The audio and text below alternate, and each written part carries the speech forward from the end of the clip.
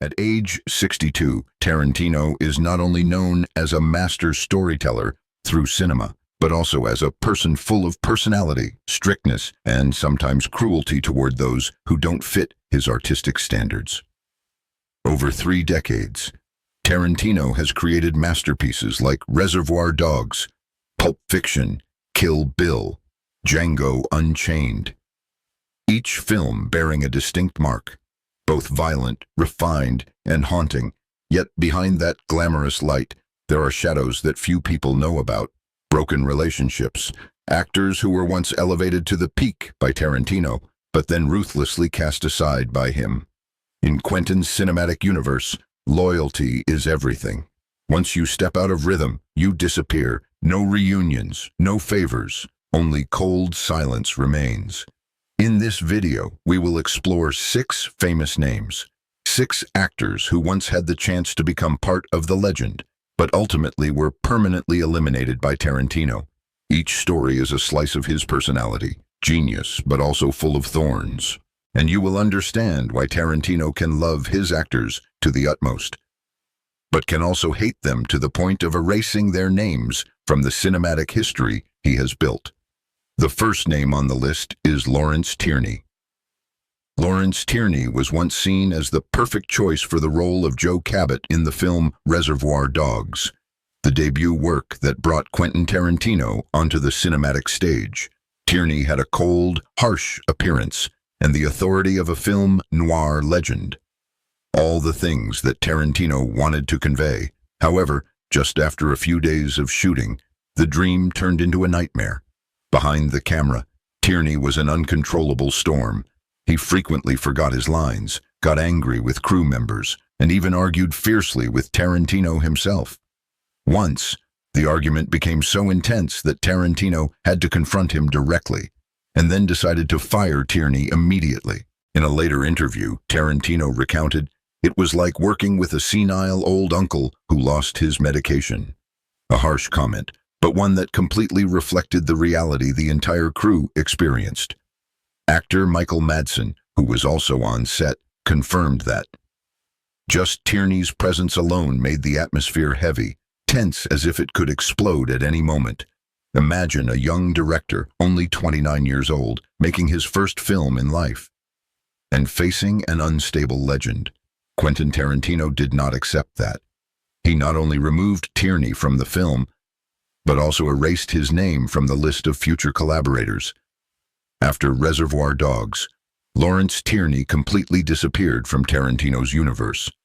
No cameo roles, no mentions, not even a shared memory. That shows Tarantino's decisiveness. For him, once you break trust, there is no second chance. And that coldness turned Lawrence Tierney, who could have become part of the legend, into someone forgotten in Tarantino's history. But the story doesn't stop there.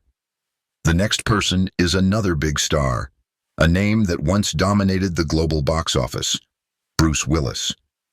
In 1994, when Pulp Fiction was released, the film created a cultural explosion, bringing independent cinema to the forefront and reviving the careers of many stars. Among them, Bruce Willis was considered one of the lucky ones. Before that, he had faced consecutive failures with films like Color of Night, Striking Distance, or Hudson Hawk. It was Tarantino who gave Willis a chance to return, with the role of boxer Butch Coolidge. On screen, Willis left a strong impression, but behind the scenes, things were not as smooth as the audience imagined.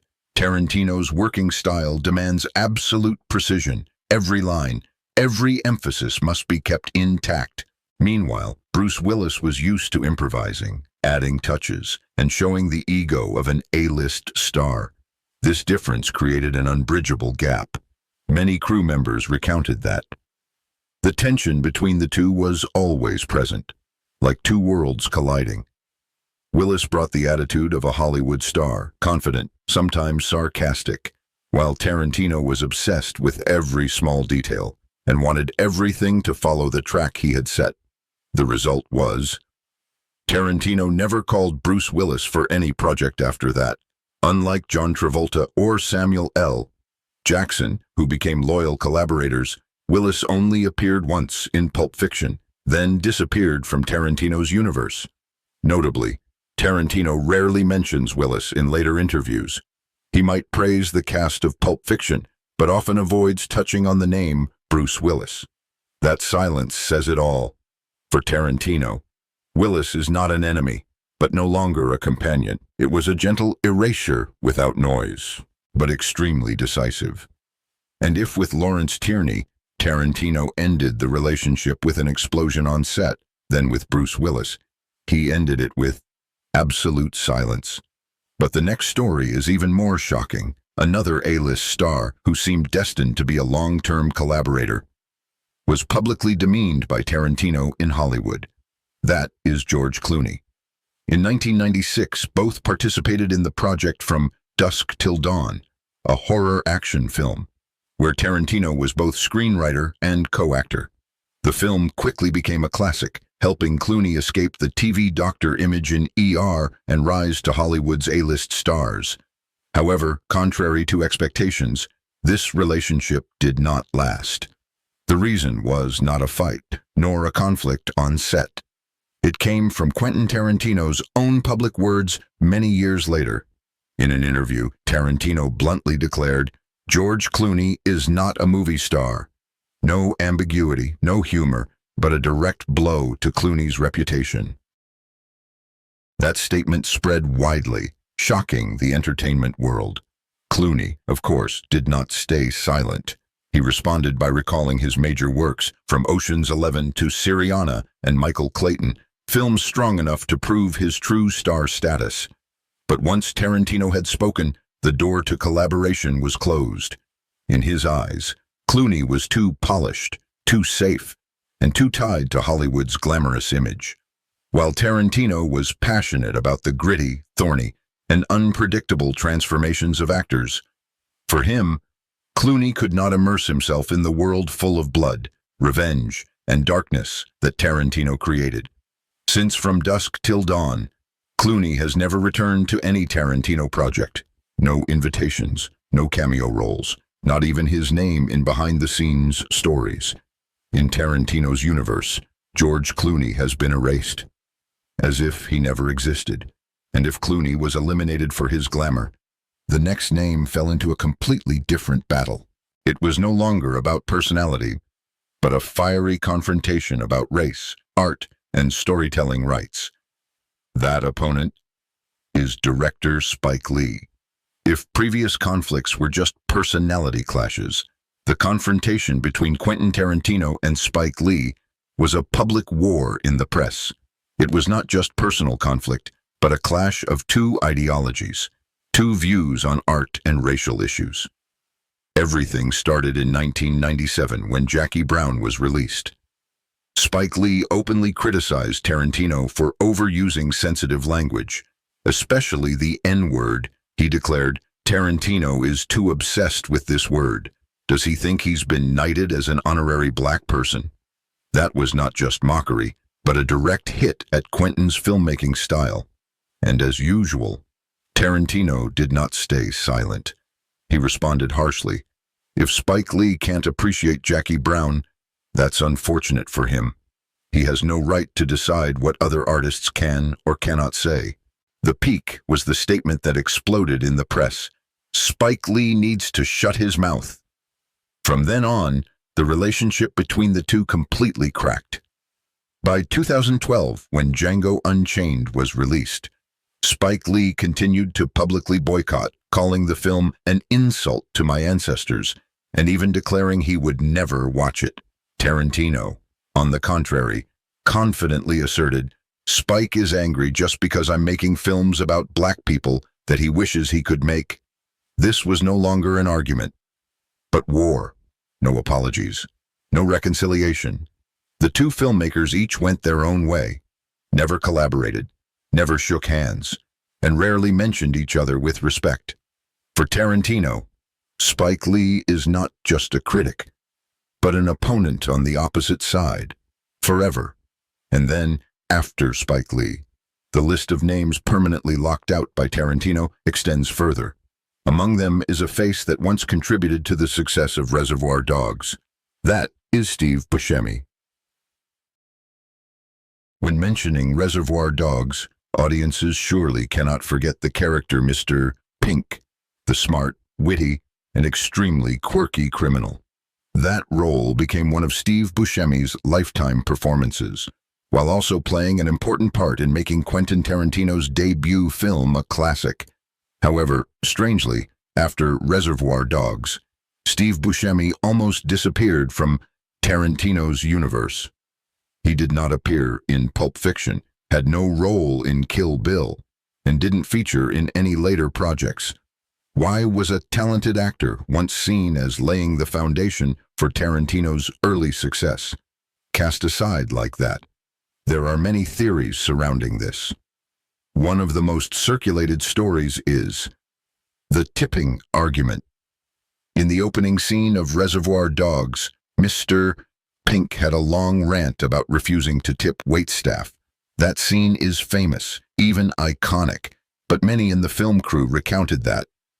The dialogue was inspired by Steve Buscemi's real-life views, and Quentin Tarantino, who always emphasizes respect for the little people in society, seemed not to like that.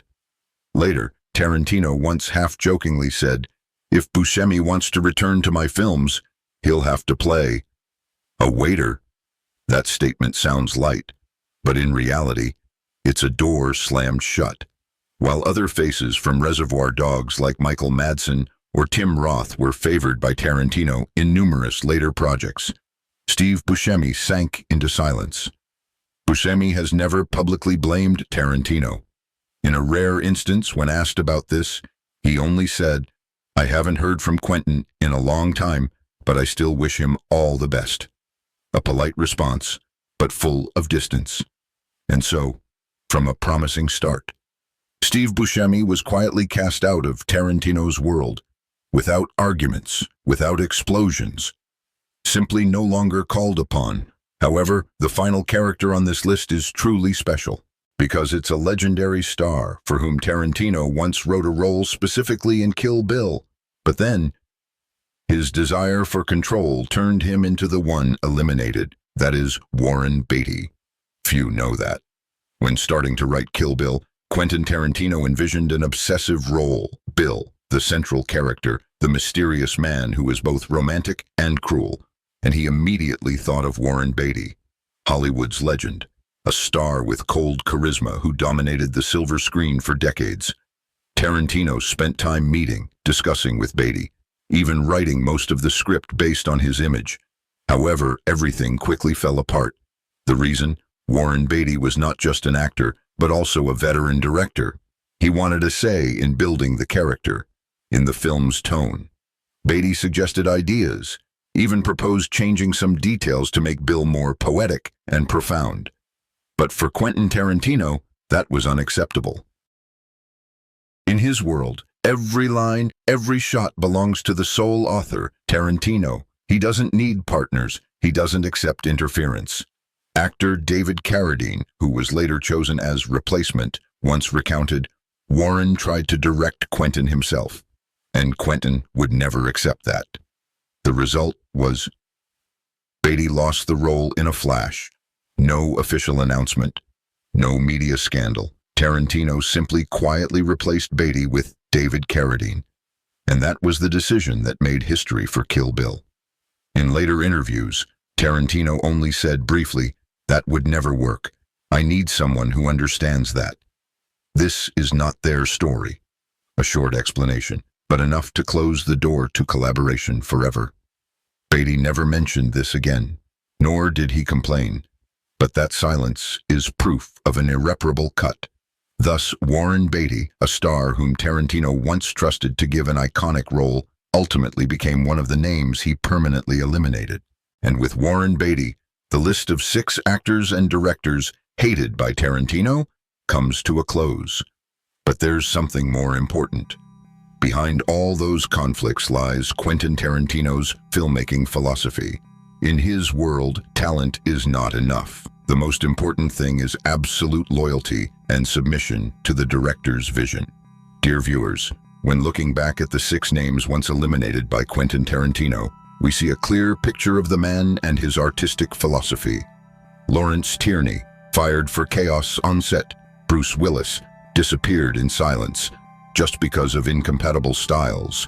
George Clooney publicly mocked, not fitting Tarantino's thorny world. Spike Lee, the public opponent, turning artistic disagreement into a war of ideas and race. Steve Buscemi, old ally, quietly cast aside just for a small disagreement. Warren Beatty, cinematic legend, but failed when wanting to control the director. 6 stories, 6 people, but only one common denominator. Anyone who steps out of Tarantino's rhythm will be permanently eliminated. In some aspect, this is cruelty. A director can lift an actor from the depths to the peak, but can also end all collaboration with just a word, a decision, or even silence. But it's also thanks to that strictness that Tarantino has created immortal films. In his world, there's no room for half-hearted compromises.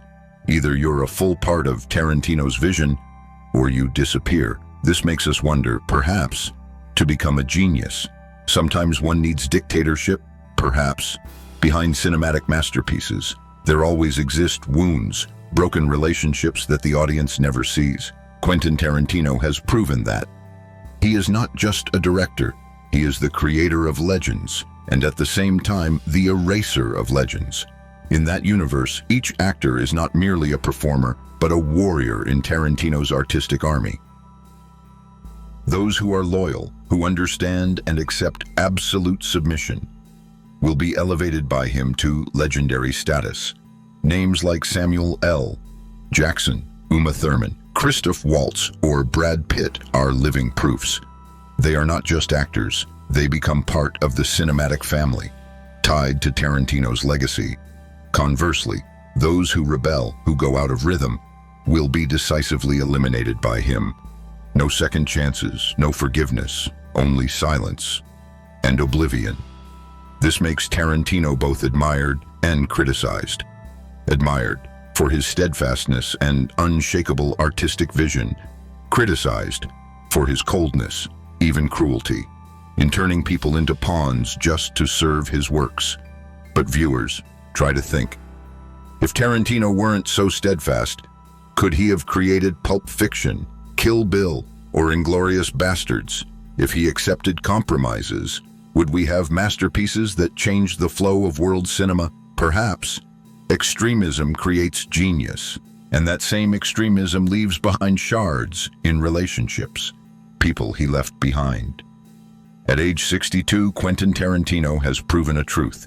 In his cinematic world, talent is not enough.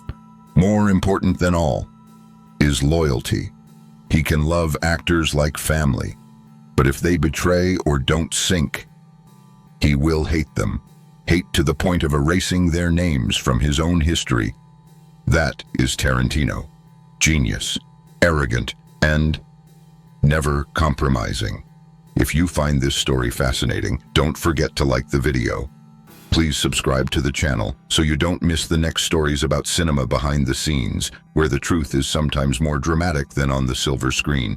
And now, I want to hear your thoughts. Among the 6 names just mentioned, who surprises you the most for being crossed out by Tarantino? Lawrence Tierney, Bruce Willis, George Clooney, Spike Lee, Steve Buscemi, or Warren Beatty? Please leave a comment below, because your opinions will make our journey exploring Hollywood even more interesting. Thank you for joining. See you in the next videos.